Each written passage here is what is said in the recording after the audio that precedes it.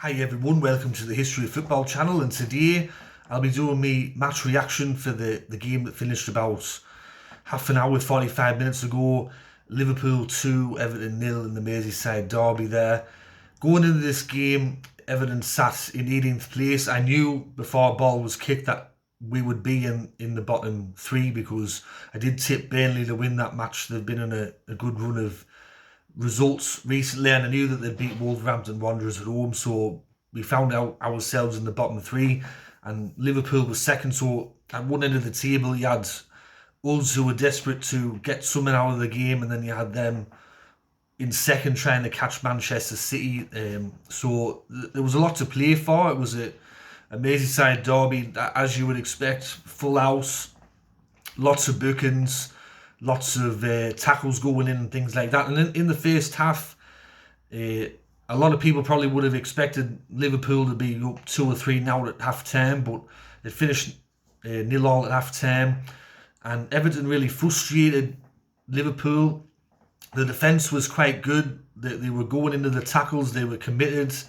Liverpool had one or two half chances. Salah kicked the ball over the bar.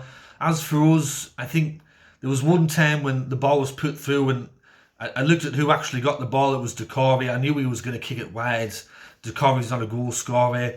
He also had that incident where there was a penalty shout, but it was a clear dive by Anthony Gordon there, so he was rightly booked for a yellow card. But going in at half time, I thought that we were sort of in the game at least. Maybe not going to win it, but at least possibly get a draw if we kept playing like that. In most of the matches this year, the defence has been quite poor, but in this particular game, things were going okay at half time. And things in the second half were going the same way. There's a couple of times we made half breaks down the right hand side of the field there. And it really wait until them two changes in, I think at the 60th minute mark by Liverpool, that really changed the match. That them two players that come on sort of changed the game. But in the end, we had some half chances in that second half. There was a big moment there where Anthony Gordon was pushed over by, I think it was Matip in the box there, and there was shouts for a penalty. But I think because of what happened in the first half with Anthony Gordon taking a dive, the referee probably thought it was another dive. He weren't really interested in it. But watching it at the club there, and I was watching it with a few people that are not even, they don't have no interest in this match whatsoever, and they went that was a penalty. But I think it could have gone either way, but it wasn't a penalty in the end. There was another chance where Demarai Gray had a shot and it whistled past the post there. Alisson was beat, but the ball went past the post, didn't go in. And then there was a moment where Dele Alli played in a ball and Robertson stopped it from going in, because I think there was an Everton player behind Robertson that would have tapped it in for 1-1. But the match finishes 2-0. We're in the bottom three. I said in me, if you watch my other video, the Everton are getting relegated video, I think we are going down. Luck's finally run out for the club. I think after that Burnley match, that was it. We had to beat Burnley. And then also, I think the other game that's probably going to decide our fate is the one against Manchester City with the penalty. We could have potentially gone 1-0 with that match with about 10 minutes to go. Could have got a draw, could have got a win out of that game, and we ended up without. So, and looking at some of the fixtures on the run home, we've got Chelsea at home. I think we play Brentford at home, Crystal Palace at home. That's our last 3 remaining home matches. I don't think that we've won in the Premier League away since August. So the matches against Watford, you can put a red line through that. You can put a red line through the Leicester City match that we play against them away, and then I think we play Arsenal on the final day of the year. We won't get a result from there, so it's very slim our chances of staying up. So it finishes 2-0. I thought that our best player today was Anthony Gordon. He got past defenders quite often in that second half and in the first half. He even got Alexander-Arnold booking with a rash challenge there. I thought that he ran his ass off. He was probably our only real threat.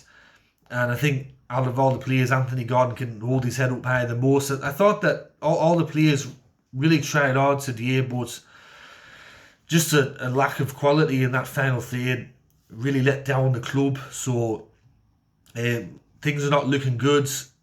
I mean, one thing that really annoys me probably the most is after the full-time whistle, you go on social media and all the people online that are typing on the Everton page, Instagram, Facebook, that are giving us shite. Once again, it's always foreign Liverpool fans. It's never Liverpool fans from Liverpool. As I've said many times in the past, I've got all the time in the world for proper scousers that are from Liverpool, that have supported Liverpool. I don't have time and I don't appreciate people from fucking Africa, Asia, all these far-flung places that want to come on with their pre-scripted stuff like delete club and welcome the championship and all this other fucking shit. We all know why you go for Liverpool. It's because they win trophies and they're up the top of the table and they've got no threat of ever being relegated. So it's good being a glory hunter for Liverpool. I know personally that if Watford had 19 league titles and had won the Champions League over a dozen times or half a dozen times, that most of these people would be going for Watford. They're only going for the club because of the glory and because of what they can win and for who that plays for the club. So I know that that's the reason why they go for Liverpool, and it's frustrating that you get that on the page. It happens every time Everton lose. You get these same foreign fans that go on there and give the club shite, and they're hiding in their mud huts and they're in their mother's back bedroom and they're giving it to us. But I know deep down that none of them can ever see what they say to us face to face because they're all cowards. But I went on a bit of a rant there at the end, but that's my thoughts of the game.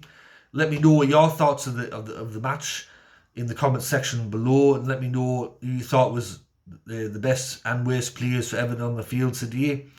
Anyways, this has been History of Football, just giving a brief reaction to the Everton against Liverpool match, and I'll catch us all later in the next one. Alright, tatty bye for now.